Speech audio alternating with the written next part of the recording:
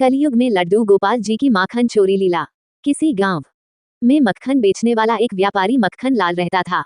वह स्वभाव से बहुत कंजूस था, लेकिन जो भी काम करता था बड़ी मेहनत और ईमानदारी से करता था। उसके मक्खन को लेने के लिए लोग दूर दूर से आते थे। एक दिन उसकी दुकान पर उसका जीजा और बहन आए। वह सीधा वृंदावन से आए थे। वह उसके लिए लड्डू गोपाल जी को लेकर आए थे। वह कहते, इसको घर लेकर जाना और इसकी प्राण प्रतिष्ठा के साथ पूजा करना। मक्खन लाल बहुत ही कंजूस प्रवृत्ति का था। वह जो सोचता कि अगर ये घर लेकर जाऊंगा तो मेरी बीवी इस पर सिंगार और पूजा में खूब खर्च करेगी, इसलिए वह कहता कि मैं इसको दुकान पर ही रखूंगा। उसकी बहन कहती, तू सुबह जब दुकान पर आया करेगा तो लड्डू गोपाल को दुकान से ही थोड़ा सा मक्खन निकाल कर भोग लगा दिया कर। यह सुनकर मक्खन लाल थोड़ा सा हैरान हो गया कि अब इसके लिए भी मुझे मक्खन निकालना पड़ेगा, लेकिन फिर भी उसने अपनी बहन को हाँ कर दिया। अगले दिन जब वह दुकान पर आया तो उसको याद था कि मक्खन का भोग लगाना है, लेकिन वह कहता कि कोई बात नहीं, अभी कल ही तो इसको लाए हैं, मैं अभी 2 दिन बाद लगाऊंगा। वह कहता, गोपाला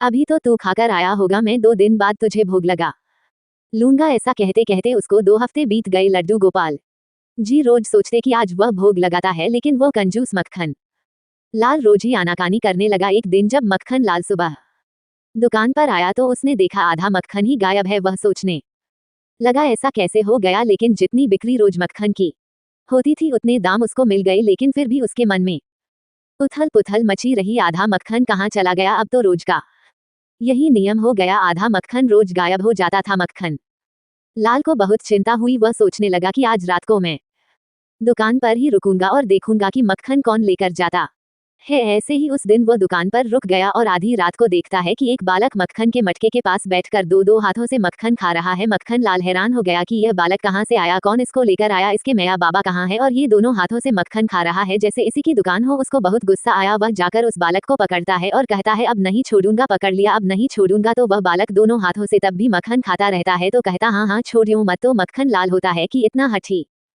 बालक, ये तो डर भी नहीं रहा, जरूर इसके साथ कोई आया हुआ है, मैं उसको देख कर आता हूँ। ऐसा कहकर देखने गया और जब वापस आया तो वह बालक गायब हो चुका था। तो मक्खन लाल को बड़ी हैरानी हुई, एकदम से बालक कहाँ चला गया। मन ममोस कर बैठ गया। अगले दिन उसके घर फिर जीजा और बहन आए हुए थे, तो उसने उनको सारी बात बताई कि मेरी दुकान से तो आधा मक्खन रोज गायब हो जाता है। तो उसकी बहन बोली, ऐसा करो, आज अपने जीजा को साथ ले जाओ और देखो कि कौन सा चोर है।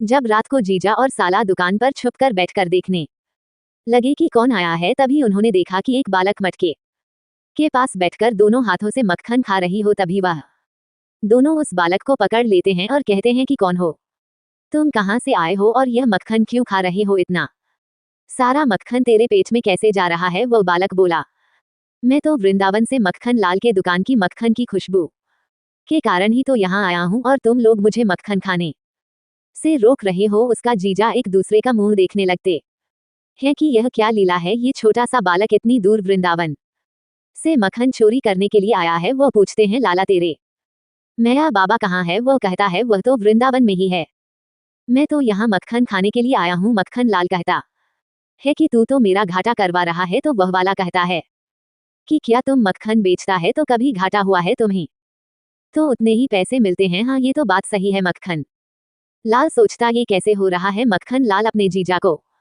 कहता है, उसको पकड़ कर रखिए, मैं इधर उधर देखता हूँ, जरूर इसके साथ कोई है। जब वह इधर उधर देखता है तो उसे वहां कोई नहीं मिलता और आकर देखता है कि वो बालक भी वहां नहीं है और जीजा को पूछता है कि बालक कहाँ गया। तो वह कहता है कि मुझे नहीं पता चला कि वो कहाँ चला गया। तभी उनका ध्यान लड्डू गोपाल के मुख पर पड़ता है, जिनके मुख पर बहुत सारा मक्खन लगा होता है। वह देखकर हैरान हो जाते हैं कि अरे ये तो लड्डू गोपाल की लीला है, जो आकर यहाँ मक्खन खाते हैं। मक्खन लाल और जीजा धन्य धन्य हो उठते हैं कि लड्डू गोपाल जी ने तो साक्षात हमारे मक्खन का भोग लगा लिया। तो जीजा ने कहा कि मैंने तो तुम्हें कहा था इन्हें रोज 1 कटोरी मक्खन लगा दिया करो, और तूने नहीं लगाया, देखो वह अपने हिस्सा अपने आप ही ले लेता है। मक्खन लाल कहने लगा कि मुझसे गलती हो गई, मैं तो ऐसी लीला इसकी जानता ही नहीं था। अब तो मैं रोज इसको माखन का भोग लगा लिया करूंगा और रोज नियम से इसकी पूजा भी किया करूंगा।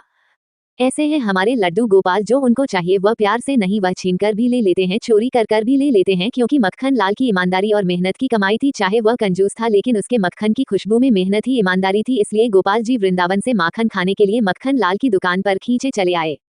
ऐसे हैं हमारे लड्डू गोपाल। बोलो लड्डू गोपाल की जय। राधा रानी सरकार की जय।